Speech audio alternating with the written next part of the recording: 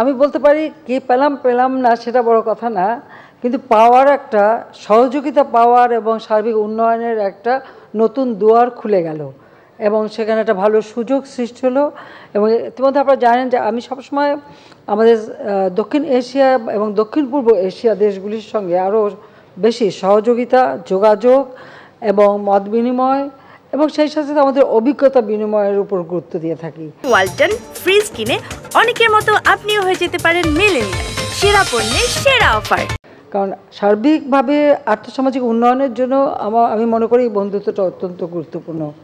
কাজে এখানে একটু বলবো যে আমি এবারে সরকার গঠন করার পরে প্রথম সফর করলাম থাইল্যান্ডে, কারণ আমাদের বলতে গেলে একেবারে ঘরের কাছের একজন পড়োশী দেশ।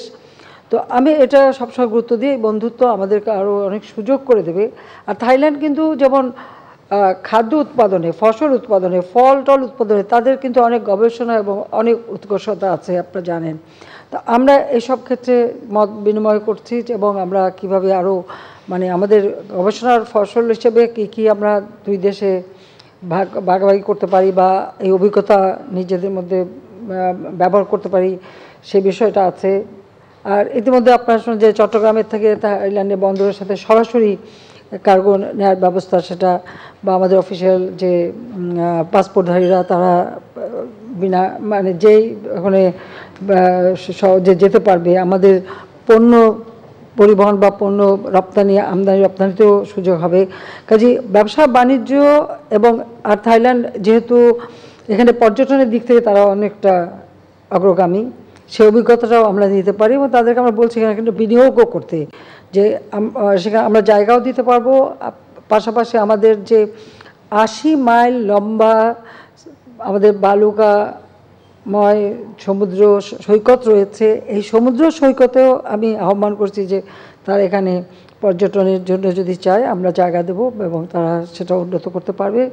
কাজে এইভাবে আমি মনে করি যে আমাদের এই সফরের মধ্য দিয়ে দুই দেশে ব্যবসা বাণিজ্য এবং অভিজ্ঞতা বিনিময়ের একটা ভালো সুযোগ সৃষ্টি হয়েছে, যেটা ভবিষ্যতে আর্থসামাজিক ক্ষেত্রে কাজে লাগবে।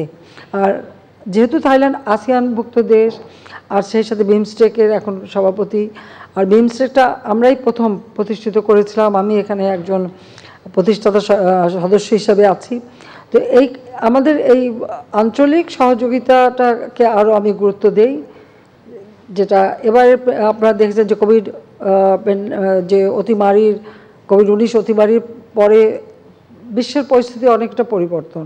আর তাছাড়া ওই যে ইউক্রেন রাশিয়া যুদ্ধ, এখন প্যালেস্টাইনে যে গণহত্যা ইসরায়েল কর্তৃক চলছে, সব কিছু মিলে যেমন একটা অবস্থা সৃষ্টি হয়েছে, সেখানে আমাদের প্রতিবেশী দেশগুলির সঙ্গে আমাদের সম্পর্ক আরও সুদৃঢ় হওয়া এবং আমাদের আর্থসামাজিক উন্নয়নের ক্ষেত্রে আমরা কিভাবে মত বিনিময় করে, অভিজ্ঞতা বিনিময় করে আমরা আমাদের দেশের মানুষের কল্যাণ করতে পারি, সেটাই উপরে আমি গুরুত্ব দিচ্ছি। সেটাই বড় প্রাপ্তি বলে আমি মনে করি। ধন্যবাদ।